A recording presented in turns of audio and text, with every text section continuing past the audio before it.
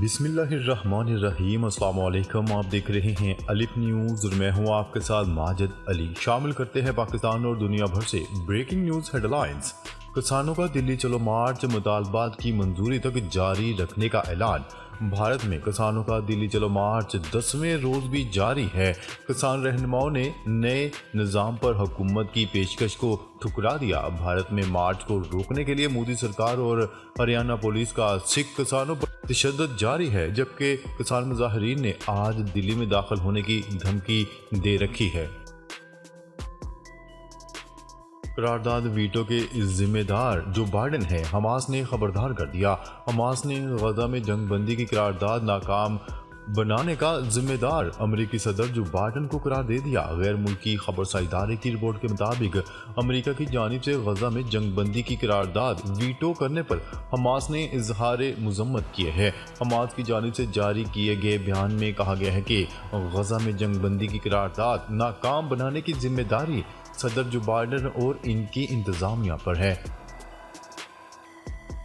Israel और अमरीकी जहाज़ों पर हौसियों के ताज़ा मिसाइल हमले। ईरानी हमायत याफ्ता हौसियों ने एक मरतबा फिर इसराइल के एक कार्गो जहाज़ को बहेरा अहमर में मिसाइल से निशाना बनाया। इस हमले में इसराइली जहाज़ पर मुतअद्दिद मिसाइल दागे गए। गैर मुल्की मीडिया की रिपोर्ट के मुताबिक हौसी इन हमलों को हमेशा फ़लस्तीनियों के साथ इजहार यकजहती का नाम देते हैं। हौसियों का कहना था कि अगर इसराइल ने गजा पर हमले रोक दिए तो बैनुल-अक़वामी जहाज़ों समेत अमेरिका व बरतानिया या इसराइल के जहाज़ों को निशाना नहीं बनाया जाएगा। मिसाइल हमलों का खौफ। भारत में इसराइल जाने वाले जहाज़ों पर सामान लोड करने से इनकार। हिंदुस्तान से मौसूला खबरों के मुताबिक water transport workers federation of India ने अपने मेंबरान से मुतालबा किया है कि वो अब किसी ऐसे बहरी जहाज़ को ना संभालें जो फौजी साजोसामान लेकर इसराइल जा रहा हो। फेडरेशन ने गजा में फौरी जंगबंदी का भी मुतालबा किया। फेडरेशन ने हिंदुस्तानी खबरसार इदारे दी वायर को बताया कि हमने फैसला किया है कि फौजी साजो सामान से लदे ऐसे किसी भी कंटेनर को हैंडल नहीं करेंगे जो इसराइल को मजीद खवातीन और बच्चों को मारने में मदद दे, जैसा कि हम हर रोज खबरों में देख और पढ़ रहे हैं। मखलूत हुकूमत पाकिस्तान का अंदरूनी मामला है, मुदाखलत नहीं करना चाहते अमेरिका में हुकूमत साजी के मामले पर अमेरिका का रद्द अमल सामने आ गया। वाशिंगटन में न्यूज़ ब्रीफिंग के दौरान गुफ्तगू करते हुए अमेरिकी वज़ारत ख़ारजा के तर्जुमान मैथ्यू मिलर ने कहा कि पाकिस्तान में मखलूत हुकूमत बनाना पाकिस्तान का अंदरूनी मामला है और हम पाकिस्तान के अंदरूनी मामलात में मुदाखलत नहीं करना चाहते। ताहम पाकिस्तान में इंतखाबात में धांधली की तहकीकात होनी चाहिए। पाकिस्तान के आइन के मुताबिक तहकीकात आगे बढ़ाई जाए। धांधली या फ्रॉड के दावों की मुकम्मल और शफाफ तहकीकात होनी चाहिए। अमेरिका का रूस पर नई पाबंदियों का फैसला। अमेरिका की जानिब से रूसी सदर के मुखालिफ रहनुमा अलेक्सी नवाल्नी की जेल में पुरअसरार हलाकत के बाद रूस पर नई पाबंदियां लगाए जाने का फैसला किया गया है। बैनुल-अक़वामी खबरसार इदारे की रिपोर्ट के मुताबिक अमेरिकी सदर का इस हवाले से कहना था कि हम रूसी हिज़्ब मुखालिफ रहनुमा अलेक्सी नवाल्नी की रूसी जेल में पुरअसरार हलाकत और 2 सालों से यूक्रेन पर मुसल्लत करदा जंग के पेश नज़र रूस पर नई पाबंदियां लगाने जा रहे हैं। नेतन्याहू का हमास की शराइत मानने से साफ इनकार। इसराइली वज़ीर-ए-आज़म नेतन्याहू ने यरूशलेम की रिहाई के बदले हमास की शराइत मानने से साफ इनकार कर दिया। गैर मुल्की ज़राए अबलाग की रिपोर्ट के मुताबिक इसराइली वज़ीर-ए-आज़म का कहना है कि हम पर अंदरूनी और बैरून दबाव है कि अपने मकासद हासिल किए बगैर जंग ख़त्म कर दें और किसी भी कीमत पर यरूशलेम की रिहाई का मुआहदा कर लें, लेकिन हम यरूशलेम की रिहाई के लिए हमास की शराइत कबूल नहीं कर सकते। इसराइली वज़ीर-ए-आज़म का मज़ीद कहना था कि हमास की शराइत मानकर यरूशलेम को वापस लाने का मतलब होगा कि इसराइली रियासत ने हमास के सामने हार तस्लीम कर ली। बरतानवी अदालत ने इसराइल को हथियारों की फरोख्त रोकने की दरख्वास्त मुस्तरद कर दी। अरब मीडिया की रिपोर्ट के मुताबिक फ़लस्तीनी इंसानी हकूक़ के ग्रुप ने अदालती फैसले के खिलाफ अपील दायर करने का फैसला किया है। रिपोर्ट्स के मुताबिक लीगल एडवोकेसी ग्रुप ने बरतानिया की इसराइल के लिए हथियार रोकने के लिए पिटीशन दायर की थी। दूसरी जानिब मगरबी किनारे में जनीन कैंप पर इसराइली फौज की छापामार कार्रवाई के दौरान फायरिंग से 25 साला फलस्तीनी शहीद हो गया।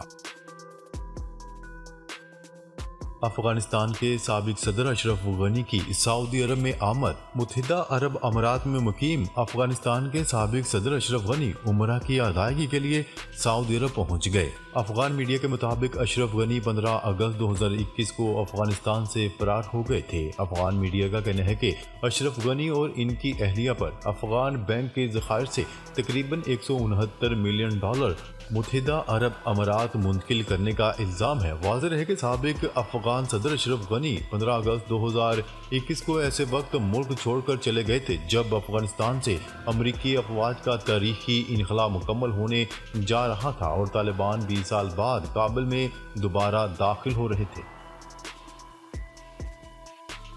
इलेक्शन कमीशन और सरकारी अफसरान के खिलाफ मुहिम। काबीना ने JIT बनाने की मंजूरी दे दी। वफाकी काबीना ने इलेक्शन कमीशन और सरकारी अफसरान के खिलाफ सोशल मीडिया मुहिम चलाने वालों पर JIT बनाने की मंजूरी दे दी। नोटिफिकेशन के मुताबिक आला सतह के JIT 5 अरकान पर मुश्तमिल होगी।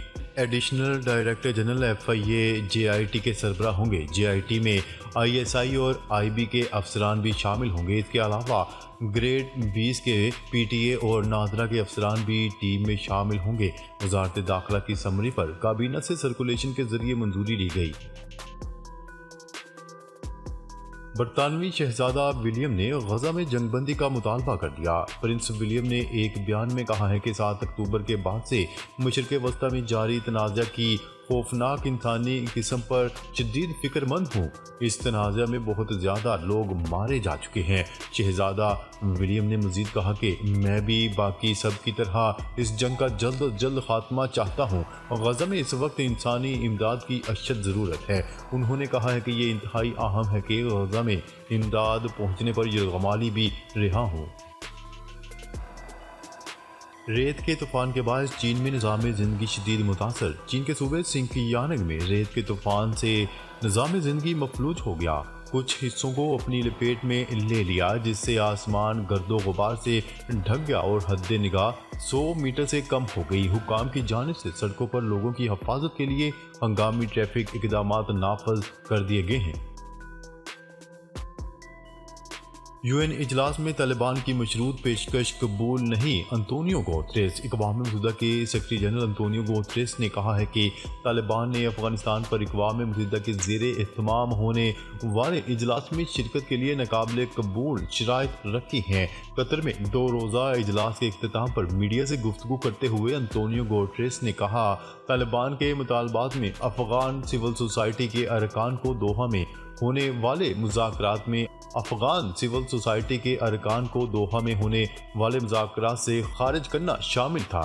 ऐसे सलूक का मुतालबा भी किया गया जो तालिबान को मुल्क के जायज़ हुक्मरानों के तौर पर बाज़ाब्ता तस्लीम करने के मुतरादिफ हैं।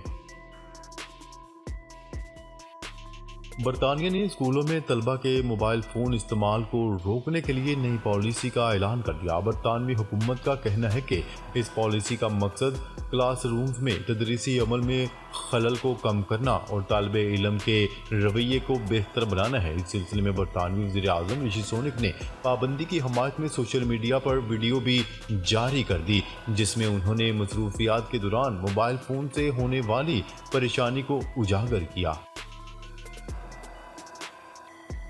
तुर्किया की दफाई सलाहियत में बड़ी कामयाबी। तुर्किया ने जदीद तरीन 5th जनरेशन लड़ाका तैयारा तैयार कर लिया है। मिली महारत तैयारे कान ने पहली परवाज़ कामयाबी से मुकम्मल कर ली। तुर्की की फ़ज़ाई व खलाई सनत तास के अहम तरीन टेक्नोलॉजी मनसूबों में शामिल कान महारत तैयारे ने तमाम तजर्बाती परवाज़ें मुकम्मल करने के बाद आज पहली परवाज़ भी कामयाबी के साथ मुकम्मल कर ली। इस तैयारे की खसूसियत में डबल मोटर, पलट झपट और रडार से छुपने की सलाहियत, बॉडी में असला उठाने और बरकी हरब काबिलियत शामिल हैं।